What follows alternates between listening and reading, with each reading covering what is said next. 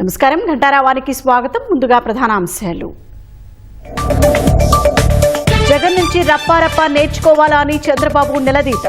మహిళలపై మురికి వ్యాఖ్యలు చేసిన వ్యక్తికి పరామర్శలేంటని ఆగ్రహం.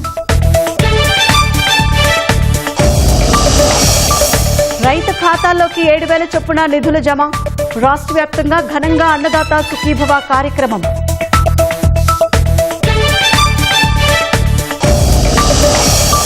దేవేగౌడ మనవడు మాజీ ఎంపీ ప్రజ్వల్ రేవణ్ణకు జీవిత ఖైదు.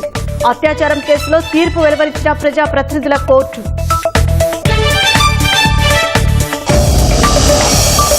మూడో అతిపెద్ద ఆర్థిక వ్యవస్థ దిశగా భారత్ దూసుకెళ్తోంది. ట్రంప్ చేసిన డెడ్ ఎకానమీ వ్యాఖ్యలపై పరోక్షంగా మోదీ కౌంటర్.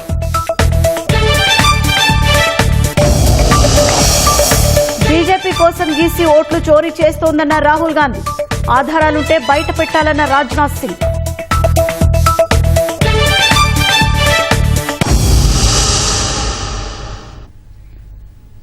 రాబోయే సీజన్ కు వెలుగొండ ఫేజ్ 1 పూర్తి చేస్తామని ముఖ్యమంత్రి చంద్రబాబు అన్నారు. రైతులకు లాభం వచ్చేలా ఏ పంట వేయాలో అధ్యయనం చేసి చెబుతామన్నారు. అన్నదాతలకు నష్టం కలగకుండా అన్ని రకాల చర్యలు తీసుకుంటామన్నారు.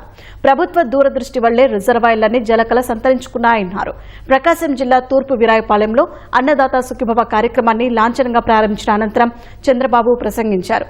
రైతుల కోసం తమ ప్రభుత్వం చేపట్టిన కార్యక్రమాల గురించి వివరించారు. కంటే ఆనందమైనటువంటి సమయం నాకు ఏది లేదు జీవితంలో. చుట్టూ చూస్తే పచ్చని పొలాలు, రైతు ఎప్పుడూ పొలం దగ్గరనే ఉంటాడు, ఈ ఎండలోనే ఉంటాడు. అలాంటి ఎండలో కూర్చొని రాష్ట్రానికి అన్నదాత సుఖీభవ కింద ఈ రోజు కేంద్రం ఇచ్చే డబ్బులు కలిపి 7,000 రూపాయలు ఇక్కడ ట్రాన్స్ఫర్ చేశామంటే అది చరిత్ర. రైతే రాజు కావాలి. అందుకని ఈ రోజు ఎన్ని కష్టాలన్నా ఉండేయండి, ఆ కష్టాలు నా వరకే పరిమితం. మీరు మాత్రం సుఖ సంతోషాలతో ఉండాలనేది నా ఆకాంక్షని మరొకసారి విజ్ఞప్తి చేస్తున్నా. 15 నుంచి మా ఆడబిడ్డలు ఎక్కడికి పోవాలన్నా స్త్రీ శక్తి కింద ఉచిత ప్రయాణ సౌకర్యం మీ అన్న మీకు ఇస్తాడని మా ఆడబిడ్డలందరికీ హామీ ఇస్తున్నా. మీకు ఎంత చేసినా అది తక్కువే అవుతుంది. ఈ రైతును నిలబెట్టే బాధ్యత ఈ ప్రభుత్వాన్ని చెప్పి మరొక్కసారి మీకు తెలియజేస్తున్నా. నేను డ్రిప్ ఇరిగేషన్ ఇచ్చాను. ఆ తర్వాత వైఎస్ఆర్ కాంగ్రెస్ పార్టీ వచ్చి డ్రిప్ను రద్దు చేశారు.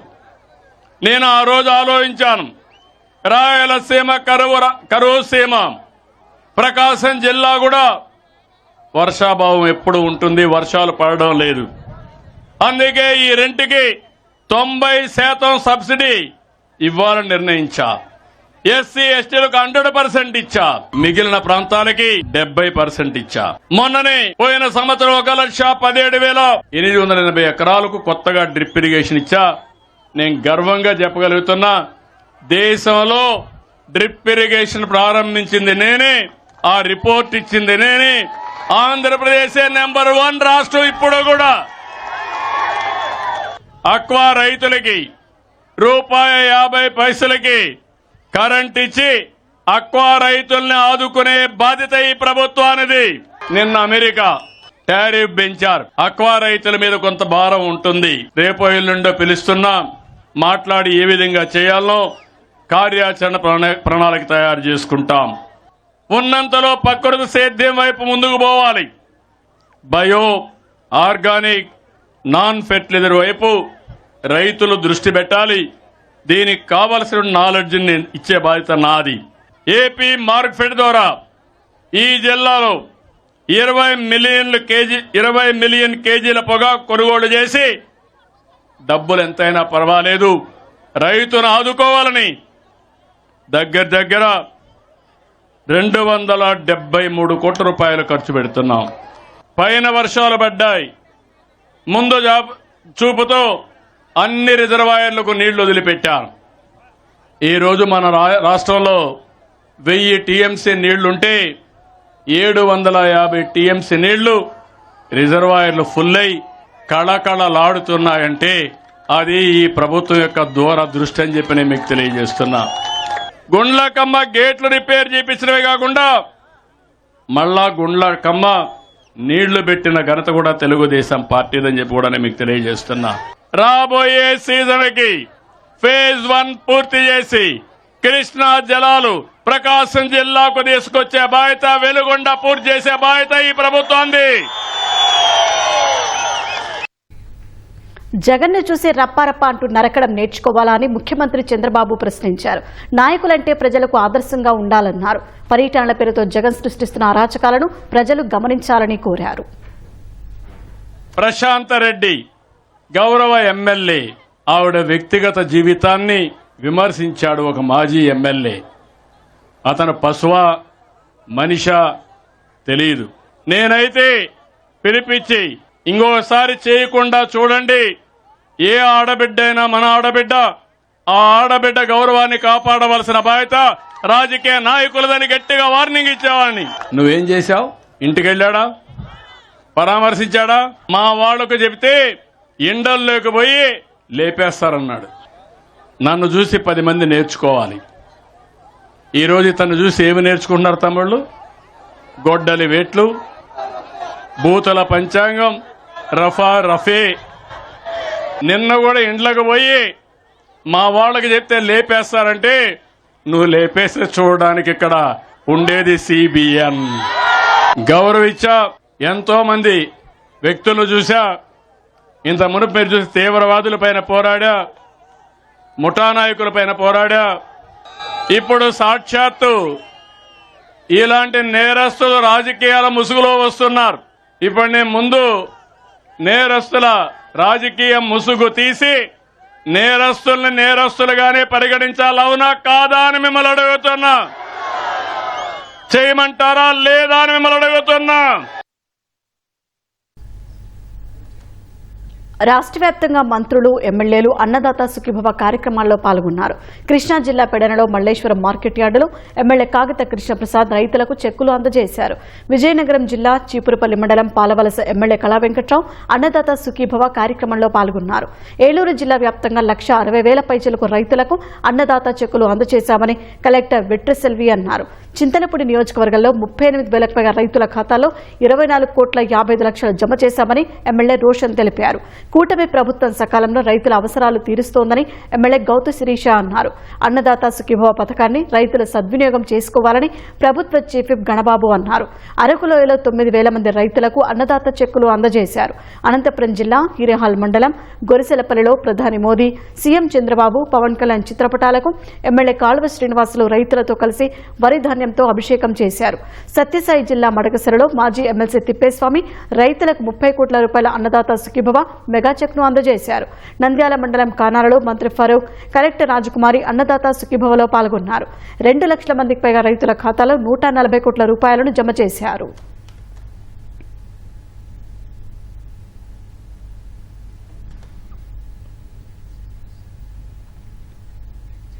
భారత ఆర్థిక వ్యవస్థపై అమెరికా అధ్యక్షుడు డొనాల్డ్ ట్రంప్ వ్యాఖ్యలకు ప్రధాని మోదీ గట్టి కౌంటర్ ఇచ్చారు. డెడ్ ఎకానమీ అంటూ ట్రంప్ చేసిన విమర్శలపై పరోక్షంగా స్పందించిన మోదీ ప్రపంచంలోనే 3వ అతిపెద్ద ఆర్థిక వ్యవస్థగా ఎదిగే దిశగా భారత్ పరుగులు పెడుతోందని తెలిపారు. భారత్పై ట్రంప్ టారిఫ్లు విధించిన వేళ స్వదేశీ ఉత్పత్తుల వినియోగాన్ని పెంచాలంటూ దేశ ప్రజలకు ప్రధాని పిలుపునిచ్చారు.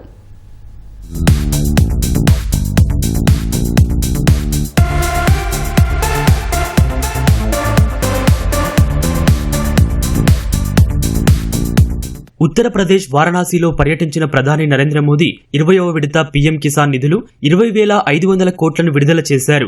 యూపీలో పలు అభివృద్ధి పనులకు శంకుస్థాపనలు, ప్రారంభోత్సవాలు చేసిన ప్రధాని మోదీ గత ప్రభుత్వాలు రైతులకు ఎన్నో హామీలు ఇచ్చి ఒక్కటీ అమలు చేయలేదని విమర్శించారు. రైతుల సంక్షేమం కోసం తమ ప్రభుత్వం అహర్నిశలు కృషి చేస్తోందని మోదీ తెలిపారు. ప్రభుత్వ దృఢ సంకల్పానికి పీఎం కిసాన్ సమ్మాన్ నిధే నిదర్శనమని అన్నారు. సమాజ్వాదీ పార్టీ, కాంగ్రెస్ నేతలు చేసే అసత్య ప్రచారాలు నమ్మొద్దని ప్రజలకు సూచించారు.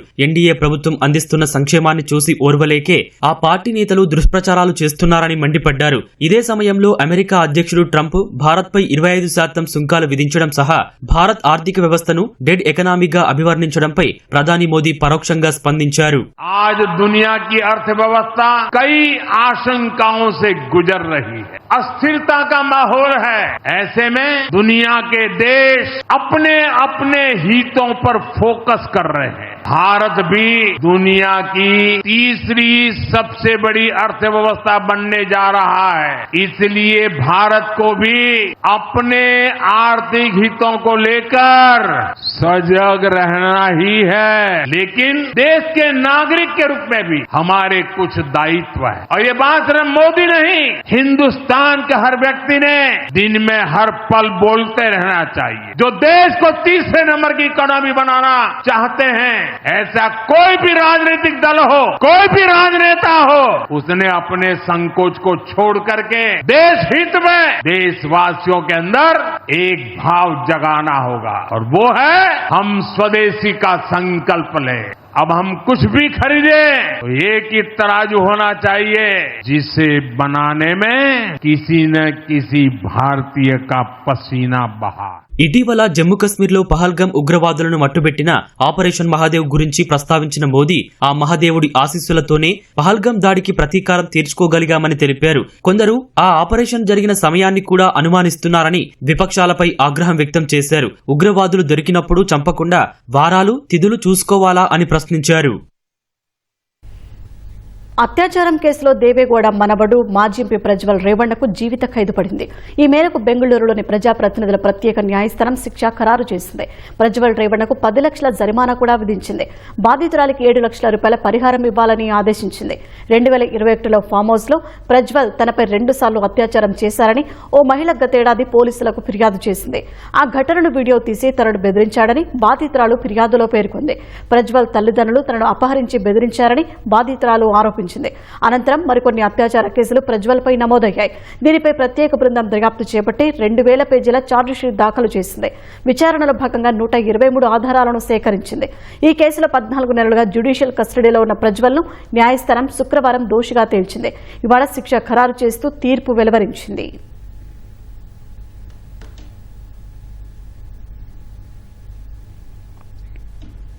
విశాఖ అభివృద్ధి చెందడం ఇష్టం లేకే వైసీపీ నేతలు ఐటీ కంపెనీలకు భూ కేటాయింపులను తప్పుపడుతున్నారని టీడీపీ ఎంపీ శ్రీభరత్ ఆక్షేపించారు. టీసీఎస్ వేరెక్కడో కార్యాలయం పెట్టాలనుకుంటుంటే తక్కువ ధరకే భూములిచ్చి విశాఖకు వచ్చేలా చేశామన్నారు. ఒక్క టీసీఎస్ వస్తే మరెన్నో ఐటీ కంపెనీలు వస్తాయనే లాజిక్ ను మరిచి వైసీపీ నేతలు ఇష్టానుసారం మాట్లాడుతున్నారని శ్రీభరత్ ఆక్షేపించారు. టీసీఎస్ ఇవాళ దాని విలువ ఇంచుమించు ఐ థింక్ 11-12 లక్షల కోట్లు. వాళ్ళకి ఇక్కడ భూమి కొనుక్కోవడం అనేది ఆర్థికంగా పెద్ద సమస్య కాదు, కానీ స్ట్రాటజికల్గా మనం వాళ్ళని కోరేది ఏంటంటే మీరు ఇంకో పెట్టుబడి బాంబేలోనో బెంగళూరులోనో హైదరాబాద్లో పెట్టే బదులు వైజాగ్లో పెట్టుబడి పెట్టండి అని కోరాము.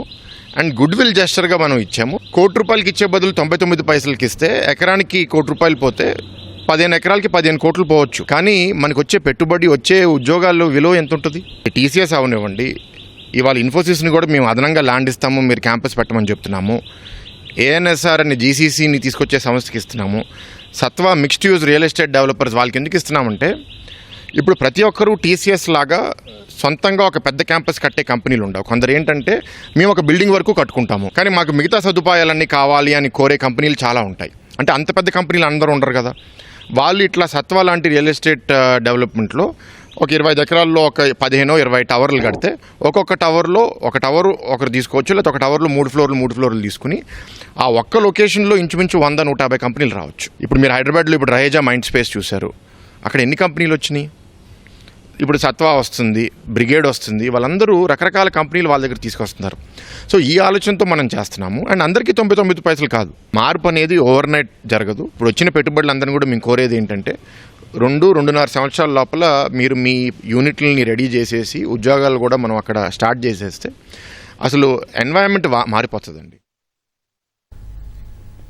ఏపీ మంత్రి లోకేష్ ను బీఆర్ఎస్ కార్యనిర్వాహక అధ్యక్షుడు కేటీఆర్ కలిసిన తర్వాతే బనకచెర్లపై చర్చ మొదలైందని తెలంగాణ ఉప ముఖ్యమంత్రి భట్టే విక్రమార్క అన్నారు. బనకచెర్లపై లోకేష్ వ్యాఖ్యలను ఆయన ఖండించారు. బనకచెర్ల ప్రాజెక్టు కట్టి తీరుతామని లోకేష్ అంటుంటే తెలంగాణలో బీఆర్ఎస్ ఇందుకు వ్యతిరేకంగా మాట్లాడుతోందని, ఇద్దరూ కలిసి కాంగ్రెస్ ను దోషిగా నిలబెట్టే ప్రయత్నం చేస్తున్నారన్నారు. దీన్ని బట్టి కేటీఆర్ లోకేష్ భేటీపై సీఎం రేవంత్ రెడ్డి వ్యాఖ్యలు నిజమని తేలిపోయిందన్నారు. తెలంగాణలో ప్రాజెక్టులు జరగకపోవడం వల్లే జలాలు వృధాగా వెళ్తున్నాయని భట్టి తెలిపారు. కేటీఆర్ గారు బయటకు వచ్చేసి బనకచెర్ల కడతా ఉన్నారు, తెలంగాణకు ద్రోహం జరుగుతుందని ఈయన మాట్లాడతాడు. 4 రోజుల తర్వాత లోకేష్ గారు ఆ వృధాగా పోతున్న నీళ్లే కదా మేము కట్టుకుంటాం అంటే, రాత్రిపూట మీ ఇద్దరు మాట్లాడుకొని మీరేం బనకచెర్ల అనండి, తెలంగాణ కోసం మేము రక్షించినటువంటి వాళ్ళగా ముసుగేసుకొని బయటకు వచ్చి మాట్లాడతాం, మళ్ళీ కాంగ్రెస్ వాళ్ళకి ఏదో చెప్పొచ్చులని మీరు అనుకుంటున్నారేమో. ఫ్లడ్ వాటర్ లో మీ ఒక్కళ్ళకే కాదు, నదీ పరివాహక ప్రాంతంలో ఉన్నటువంటి రాష్ట్రాలన్నిటికీ వాటా ఉంటాయి. మా నీళ్లు, మా ప్రాజెక్టులు పూర్తి అయ్యేంత వరకు నీ బనకచెర్ల లేదు, నీ బెనకచెర్ల లేదు. పోలవరం కట్టుకునే క్రమంలో మా 7 మండలాల్లో ఉన్నటువంటి 2 లక్షల ఎకరాలకు సంబంధించిన అమాయక గిరిజనులు మునుగుతా ఉంటే చూస్తూ ఊరుకోవటానికి మేము సిద్ధంగా లేము. తప్పనిసరిగా వాటిని సంబంధించి మేము ప్రశ్నిస్తాం. మీ పోలవరం సంగతి ఏందో, మీ బనకచెర్ల సంగతి ఏందో తేలుస్తాం. ఒడిశా నుంచి కేరళకు తరలిస్తున్న 145 కిలోల గంజాయిని విజయనగరం జిల్లా లక్కవరపుకోట పోలీసులు స్వాధీనం చేసుకున్నారు. ఎల్కోట పోలీసులకు అందిన సమాచారంతో గొల్టాం కూడలి వద్ద పోలీసులు వాహన తనిఖీ చేపట్టారు. ఈ క్రమంలో ఒడిశా నుంచి కేరళ రాష్ట్రానికి బొలెరో వాహనంలో గంజాయిని తరలిస్తున్న 2 నిందితులను అదుపులోకి తీసుకుని వారి నుంచి 145 కిలోల గంజాయితో సహా వాహనాన్ని సీజ్ చేశారు. పట్టుబడిన నిందితులు ఒడిశా రాష్ట్రానికి చెందిన వారుగా గుర్తించినట్లు పోలీసులు వెల్లడించారు. ఆ 2 వ్యక్తుల్లో ఒకడు కేరళ అతను మొహమ్మద్ షఫీక్ అనే అతను, కాసర్గోడ్ డిస్ట్రిక్ట్ కేరళ అతను, Padua mandal Koraput district Odisha state నుంచి కేరళకి గాంజా తరలిస్తుండగా అతనితో పాటు దంబు సిరిగం అతను ఎవరైతే అతనికి గాంజా ఇచ్చాడో ఆ గాంజా ఇచ్చిన అతను కూడా గాంజా ట్రాన్స్పోర్ట్ చేస్తూ పట్టుకోవడం జరిగింది. సో ఈ గాంజా వాళ్ళు 2000 రూపీస్ పర్ కేజీకి కొనేసి కేరళ తీసుకెళ్ళి అది ఎక్కువ ప్రైస్కి అమ్మడం జరుగుతుంది. వీళ్ళు ఎవరైతే కేరళ నుంచి డ్రైవర్ని పంపించడం జరిగిందో అతన్ని కూడా ఫ్యూచర్ ఇన్వెస్టిగేషన్లో అరెస్ట్ చేయడం జరుగుతుంది. వీళ్ళందరి మీద ఫైనాన్షియల్ ఇన్వెస్టిగేషన్ కూడా చేయడం జరుగుతుంది. వాళ్ళకి ఏమైనా ఆస్తులు ఏమైనా ఉంటే దాన్ని కూడా స్వాధీనం చేయడం జరుగుతుంది. భావి భారత నిర్మాణానికి యువతే మూల స్తంభాలని రాష్ట్ర గవర్నర్ జస్టిస్ అబ్దుల్ నజీర్ అన్నారు. అమరావతిని కేవలం పరిపాలన రాజధానిగా కాకుండా విజ్ఞాన నగరంగా తీర్చిదిద్దేందుకు ప్రభుత్వం కృషి చేస్తోందన్నారు. గుంటూరు జిల్లా వడ్లమూడిలో ఉన్న విజ్ఞాన్ వర్సిటీలో 13వ స్నాతకోత్సవానికి గవర్నర్ ముఖ్య అతిథిగా హాజరయ్యారు. స్నాతకోత్సవం సందర్భంగా 60 మందికి బంగారు పతకాలు, 2122 మంది విద్యార్థులకు పట్టాలు అందజేశారు. Amaravati, the dream capital of the people of the state, Andhra Pradesh is poised to make a historic stride in cutting-edge technology with the ambitious Quantum Valley project aimed at transforming the state into a global hub for quantum technology. Quantum Valley promises to reshape Andhra Pradesh economy, not just engineers, but it is inspired by youth like you, the young graduates of the university like Vijnan. That is possible with you, with all your creative minds, with innovation and all these things. We have to do something of our own. We have to address for the development of this country. You are the people to do that. We have to become very, very strong as a nation. Only then people will respect us. And that's what we are doing at Zen Technologies. It was between India, Pakistan, China and Turkey. India was fighting 3-front war, but we still won that war. Why? Because of the encouragement of indigenous technologies that have been done. And Zen Technologies is a big contributor in that. Secunderabad court అనుమతితో సృష్టి case నిందితులు కళ్యాణి, ధనశ్రీ, సంతోషులను గోపాలపురం పోలీసులు కస్టడీలోకి తీసుకున్నారు. Surrogacy ముసుగులో శిశువుల విక్రయాలకు పాల్పడిన వీరి పాత్రపై పోలీసులు విచారణ చేయనున్నారు. ఈ కేసులో A3గా ఉన్న కళ్యాణి విశాఖపట్నం సృష్టి ఫెర్టిలిటీ కేంద్రం మేనేజర్గా విధులు నిర్వహిస్తుండగా A6గా ఉన్న ధనశ్రీ, సంతోషి అస్సాం నివాసి కావడంతో వారి నుంచి వచ్చే సమాచారంతో కేసు ఎటువైపు తిరుగుతుందో అనే ఆసక్తి నెలకొంది. గాంధీ ఆసుపత్రిలో వైద్య పరీక్షలు పూర్తయిన తర్వాత వారిని ఉత్తర మండల డీసీపీ కార్యాలయానికి తరలించి మరింత లోతుగా విచారణ జరపనున్నారు. కేంద్ర ఎన్నికల సంఘం విడుదల చేసిన ముసాయిదా ఓటర్ల జాబితాలో తన పేరు లేదని ఆర్జేడీ నేత, బీహార్ మాజీ ఉప ముఖ్యమంత్రి తేజస్వి యాదవ్ ఆరోపించారు. ఈసీ వెబ్సైట్లో ఎపిక్ నంబర్ నమోదు చేస్తే తన పేరు కనిపించడం లేదని తెలిపారు. ఓటరు జాబితాలో తన పేరు లేకపోతే రానున్న అసెంబ్లీ ఎన్నికల్లో ఎలా పోటీ చేయగలనని ప్రశ్నించారు. పట్నాలో మీడియా సమావేశం నిర్వహించిన ఆయన ఎస్ఐఆర్ ప్రక్రియలో భాగంగా బూత్ లెవెల్ అధికారి తన వద్దకు వచ్చి ఫామ్ తీసుకెళ్లారని తెలిపారు. అయినా తన పేరు ఓటరు జాబితాలో లేదని అన్నారు.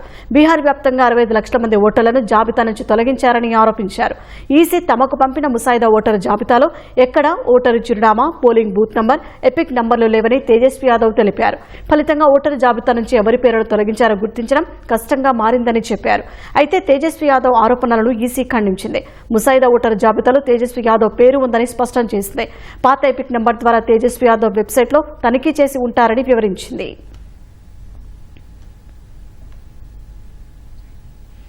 బీజేపీ కోసం ఎన్నికల సంఘం ఓట్లు చోరీ చేస్తోందన్న రాహుల్ గాంధీ వ్యాఖ్యలను రక్షణ శాఖ మంత్రి రాజ్నాథ్ సింగ్ ఖండించారు. రాహుల్ గాంధీ వద్ద అణుబాంబు లాంటి ఆధారాలు ఉంటే బయట పెట్టాలని సూచించారు. గతంలోనూ రాహుల్ చేసిన అర్థం లేని వ్యాఖ్యలను దేశ ప్రజలు మర్చిపోలేదని పేర్కొన్నారు. పట్నాలో ఓ కార్యక్రమానికి హాజరైన రాజ్నాథ్ వచ్చే బీహార్ ఎన్నికలు ప్రశాంతంగా, నిష్పక్షపాతంగా నిర్వహించేలా ఈసీ చర్యలు చేపడుతుందన్నారు. స్వతంత్ర రాజ్యాంగ సంస్థ అయిన ఈసీపై పనికి మాలిన ఆరోపణలు చేయడం రాహుల్ గాంధీకి తగదని కేంద్ర మంత్రి హితవు పలికారు. వచ్చే బీహార్ ఎన్నికల్లో ప్రజల ముందు 2 మార్గాలు ఉన్నాయన్న ఆయన, ఒకటి బీహార్ను అభివృద్ధి చేసే ఎన్డీఏ, రాష్ట్రాన్ని తిరోగమనం దిశగా నడిపించే ఇండి కూటమి అని తెలిపారు. ఈ రెండింటిలో ఏది అవసరమో బీహార్ ప్రజలు తేల్చుకోవాలని రాజ్నాథ్ సూచించారు. మాలేగావ్ పేలుడు కేసులో నిర్దోషిగా తీరిన బీజేపీ మాజీ ఎంపీ ప్రజ్ఞా ఠాకూర్ సంచలన ఆరోపణలు చేశారు. ఈ కేసు విచారణ సమయంలో పలువురు కీలక వ్యక్తుల పేర్లు చెప్పారని, దర్యాప్తు అధికారులు ఒత్తిడి చేశారని అన్నారు. ప్రధాని మోదీ, యూపీ ముఖ్యమంత్రి యోగి ఆదిత్యనాథ్, ఆర్ఎస్ఎస్ చీఫ్ మోహన్ భగవత్ పేర్లు చెప్పారని, తనపై ఒత్తిడి తెచ్చారని ఆరోపించారు. తనను హింసించడంతో పాటు ఆసుపత్రిలో నిర్బంధించారని ఆరోపణలు చేశారు. తాను గుజరాత్లో నివసించడం వల్ల ప్రధాని మోదీ పేరు కూడా చెప్పించాలని చూశారని, కానీ అవి అబద్దాలు కావడంతో ఎవరి పేర్లు చెప్పలేదని పేర్కొన్నారు. మాలేగావ్ బాంబు పేలుళ్ల కేసు విచారణ బృందంలో ఉన్న మాజీ ఏటీఎస్ అధికారి మహబూబ్ ముజావ్ కూడా ఇటీవల ఇలాంటి ఆరోపణలు చేశారు. మహారాష్ట్రలోని మాలేగావ్ ప్రాంతంలో 2008 సెప్టెంబర్ 29న ఓ మసీదు సమీపంలో పేలుడు సంభవించింది. ఆ ఘటనలో 6 మరణించగా 100 మందికి పైగా గాయపడ్డారు. ఆ కేసులో తగిన ఆధారాలు లేకపోవడంతో ప్రజ్ఞా ఠాకూర్ సహా 7గురిని ఇటీవల ఎన్ఐఏ కోర్టు నిర్దోషులు అని తీర్పునిచ్చింది. ఈక్వెడార్కు వాయువ్య దిశలోని సముద్ర జలాల్లో ఇటీవల అమెరికా కోస్ట్ గార్డ్ స్వాధీనం చేసుకున్న డ్రగ్స్ నౌక ఫ్లోరిడాలోని ఎవర్గ్లేడ్స్ పోర్టుకు చేరుకుంది. నౌకలో ఉన్న 4,522 కిలోల కొకైన్ను అమెరికా కోస్ట్ గార్డు అక్కడి నుంచి తరలించింది. ఈ డ్రగ్స్ విలువ $73.7 మిలియన్, అంటే సుమారు 645 కోట్ల రూపాయలు ఉండొచ్చని అధికారులు అంచనా వేశారు.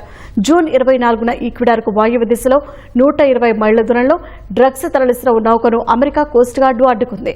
నౌకలోని సిబ్బందిని అదుపులోకి తీసుకుని డ్రగ్స్ ను స్వాధీనం చేసుకుంది. అమర్నాథ్ యాత్ర ఈ ఏడాది వారం ముందుగానే ముగియనుంది. ఈ నెల 9 వరకు యాత్ర జరగాల్సి ఉండగా ఇటీవల భారీ వర్షాలకు కొన్ని చర్యలు విరిగిపడటంతో పునరుద్ధరణ పనులు కొనసాగుతున్నాయని అధికారులు తెలిపారు. ఈ నేపథ్యంలో రేపటితో అమర్నాథ్ యాత్ర ముగుస్తుందని చెప్పారు. అమర్నాథ్ యాత్రకు వెళ్లే బాల్తాల్, పహల్గాం మార్గాల్లో రాళ్ల తొలగింపు, ట్రాక్ పునరుద్ధరణ పనులు కొనసాగుతున్నాయని తెలిపారు. ఈ ఏడాది 4,10,000 మంది యాత్రికులు మంచు శివలింగాన్ని దర్శించుకున్నారు. గతేడాది 5,10,000 మంది యాత్రికులు అమర్నాథ్ను సందర్శించారు. బీహార్లోని బాగల్పూర్లో అమానుష ఘటన చోటు చేసుకుంది. ఓ మహిళ తన మొబైల్ నంబర్ ఇవ్వట్లేదని ప్రకాష్ అనే వ్యక్తి ఆమెను కాల్చి చంపాడు. ఘటన జరిగిన 2 గంటల వ్యవధిలో పోలీసులు నిందితుడిని అరెస్టు చేశారు. అతడి నుంచి ఓ నాటు తుపాకీని, బుల్లెట్లను స్వాధీనం చేసుకున్నారు. నిందితుడు ప్రకాష్ కొన్ని రోజులుగా బాధిత మహిళను వేధిస్తున్నట్లు పోలీసులు తెలిపారు. మొబైల్ నంబర్ ఇవ్వాలని, స్నేహం చేయాలని ఆమెను ఒత్తిడి చేసినట్టు చెప్పారు. బాధిత మహిళ నిరాకరించడంతో ఈ దారుణానికి ఒడగట్టినట్టు తెలిపారు.